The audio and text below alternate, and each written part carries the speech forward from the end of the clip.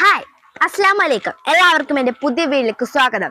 നമ്മൾ ഇന്ന് വന്നിരിക്കുന്നത് കപ്പ കൊണ്ട് ഒരു അടിപൊളി ഐറ്റം ചെയ്യാനാണ്. പക്ഷെ ഞങ്ങളുടെ കൊല്ലത്ത് ഇതിനെ മരച്ചീനി എന്നാണ് പറയുന്നത്. എന്നാലും ഞാനിന്നിവിടെ കപ്പയെന്ന് തന്നെയാണ് പറയുന്നത്. നമ്മൾ കപ്പ കൊണ്ട് ഇന്ന് ചെയ്യാൻ പോകുന്നത് ഒരു അടിപൊളിയായിട്ടുള്ള അഡാറ് സാധനമാണ്. ഇതൊരാരും ചെയ്യാത്ത കപ്പയും ബീഫും കൊണ്ടൊരു അടിപൊളി പുട്ടാണ് നമ്മൾ ഇന്ന് ചെയ്യാൻ പോകുന്നത്. പിന്നെ വീഡിയോയിലേക്ക് കിടക്കുന്നതിന് മുമ്പ് വീഡിയോ ആരെങ്കിലും സബ്സ്ക്രൈബ് ചെയ്ത് കാണുന്നവരുണ്ടെങ്കിൽ സബ്സ്ക്രൈബ് ചെയ്യുക and please support my channel. എന്നിട്ട് പിന്നെ നിങ്ങൾ അടുത്തിരിക്കുന്ന ബെല്ലൈക്കൺ ഒന്ന് ഓൾ എന്ന ഓപ്ഷൻ എനേബിൾ ചെയ്യാനും മറക്കല്ലേ. എന്നാലേ ഇതുപോലുള്ള വീഡിയോസ് നോട്ടിഫിക്കേഷൻ ആയി ലഭിക്കുകയുള്ളൂ. And please share my video. നിങ്ങളുടെ അഭിപ്രായങ്ങൾ കമന്റ് ബോക്സിൽ അറിയിക്കണേ. പിന്നെ ലൈക്ക് ചെയ്യാൻ മറക്കല്ലേ. എന്നാൽ നമുക്ക് വീഡിയോയിലേക്ക് കിടക്കാം.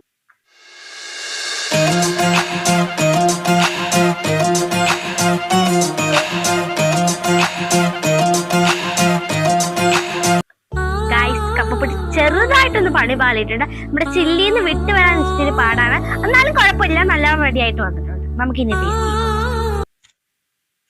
ഉമ്മി, കപ്പപ്പുട്ടിന് എന്തൊക്കെ ഇൻഗ്രീഡിയൻസ് ആണ് വേണ്ടത്? ഞാൻ എടുത്തിരിക്കുന്ന കപ്പ, ബീഫ്, ചെറിയ ഉള്ളി, ഇഞ്ചി, വെളുത്തുള്ളി, പച്ചമുളക്, സവാള, ഇത്ര ഇൻഗ്രീഡിയൻസ് ആണ് എടുത്തിരിക്കുന്നത്. ഇതെല്ലാമാണ് നമ്മുടെ കപ്പ ബീഫ് പുട്ടിന് ആവശ്യമായിട്ടുള്ള ഇൻഗ്രീഡിയൻസ്. പിന്നെ നമ്മൾ മെയിൻ പോർഷൻസ് മാത്രമേ കാണിക്കുന്നുള്ളൂ. ചീനി വേവിക്കുന്നതോ ബീഫ് വേവിക്കുന്നതോ കാണിക്കുന്നില്ല. എന്നാലും നമ്മൾ ബീഫും ചീനിയൊക്കെ നമ്മൾ ചെയ്തിട്ടുണ്ട്. അതുകൊണ്ടാണ് മെയിൻ പോർഷൻസ് മാത്രം ഈ വീഡിയോയിൽ ഉൾപ്പെടുത്തിയിട്ടുള്ളത്.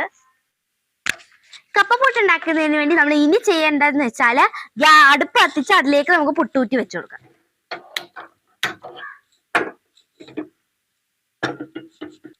സാധാരണ നമ്മൾ പുട്ട് പുഴുങ്ങുന്ന അതേ മോഡലാണ് നമ്മൾ ഇന്ന് കപ്പപ്പുട്ട് ഉണ്ടാക്കാൻ പോകുന്നത്. അപ്പൊ നമുക്കിത് വെച്ച് അടച്ചു കൊടുക്കാം. ഒന്ന് ചൂടാവട്ടെ, എന്നിട്ട് നമുക്ക് കപ്പ ഇതിനകത്തോട്ട് നിറച്ച് വെക്കാം. ഇതാണ് നമ്മുടെ കപ്പപ്പുട്ടിന്റെ ഇൻഗ്രീഡിയൻസ്, ബീഫും കപ്പയും.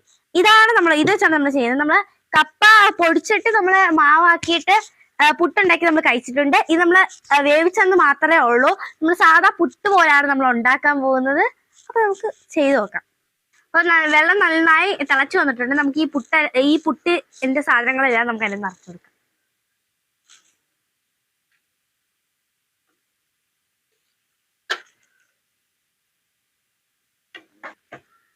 ഇനി നമുക്ക് പുട്ടുകുറ്റിയിലേക്ക് ലെയറായിട്ട് നമ്മുടെ കപ്പ വെച്ച് കൊടുക്കാം. പിന്നെ ഇത് ഇച്ചിരി പാടാണ്. ഈ കപ്പ നമ്മൾ വെന്ത് വരുമ്പോൾ നന്നായി ഒട്ടും. ഇതിൽ ഒട്ടാൻ ചിലപ്പോൾ സാധ്യതയുണ്ട്. നമുക്ക് ഇത് ലെയറായിട്ട് ഹാഫ് ലെയർ ആകുമ്പോഴത്തേക്ക് നമുക്ക് അതിലേക്ക് ബീഫ് ഇട്ട് കൊടുക്കാം. ഇനി നമുക്ക് അടുത്തതായിട്ട് ബീഫ് ലെയർ ആയിട്ട് ഇട്ട് കൊടുക്കാം. നല്ല മണം അടിക്കുന്നുണ്ട്. പുട്ടുകുറ്റിയിലേക്ക് ഇട്ട് കൊടുക്കാം.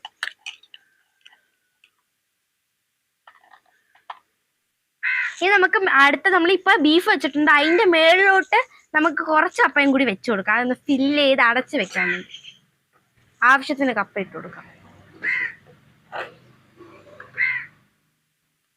അവസാനമായിട്ട് ആ ലെയർ ഒന്ന് കംപ്ലീറ്റ് ആവണമെങ്കിൽ കുറച്ച് ബീഫ് ഇല്ലെങ്കിൽ പറ്റത്തില്ല. അപ്പൊ നമുക്ക് കുറച്ച് ബീഫ് കൂടെ ലാസ്റ്റ് ലെയർ ആയിട്ട് വെച്ചെടുക്കാം. ബീഫെല്ലാം ഉന്തിത്തള്ളി പുറത്ത് നിൽക്കുകയാണ്. നമുക്കൊന്ന് അടച്ച് നമ്മുടെ ഇതിൽ കുത്തിയിട്ട് നമുക്കിനി കുറച്ചു നേരം വേവിക്കാം. ഗായ്സ്, അങ്ങനെ നമ്മുടെ കപ്പപ്പുട്ടിന്റെ ആവി ഇങ്ങനെ വന്നു തുടങ്ങുന്നുണ്ട്. പണി പാളിയോ ഇല്ലയോ നമുക്ക് അറിഞ്ഞുകൂടാ. നമുക്കിത് എടുത്തിട്ട് കുത്തി തള്ളി പുറത്തിടാം.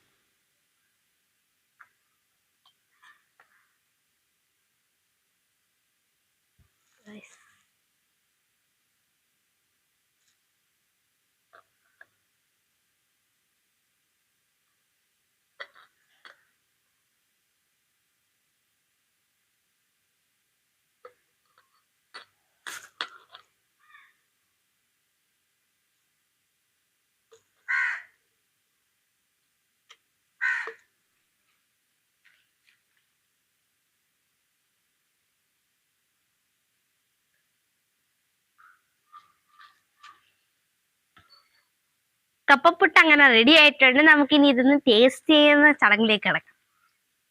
ഗായ്സ്, കപ്പപ്പുട്ട് ചെറുതായിട്ടൊന്ന് പണി പാളിയിട്ടുണ്ട്. നമ്മുടെ ചില്ലിന്ന് വിട്ട് വരാൻ ഇച്ചിരി പാടാണ്. എന്നാലും കുഴപ്പമില്ല, നല്ല റെഡി ആയിട്ട് വന്നിട്ടുണ്ട്. നമുക്കിനി ടേസ്റ്റ് ചെയ്ത് നോക്കാം.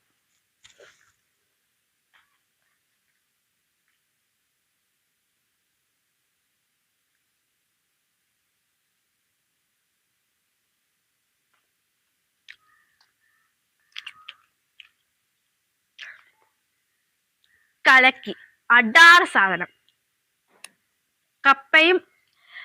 കപ്പയും ബീഫും പുട്ട കിടുക്കി. എനിക്ക് ഇഷ്ടപ്പെട്ടത് നിങ്ങൾ ട്രൈ ചെയ്ത് നോക്കണം.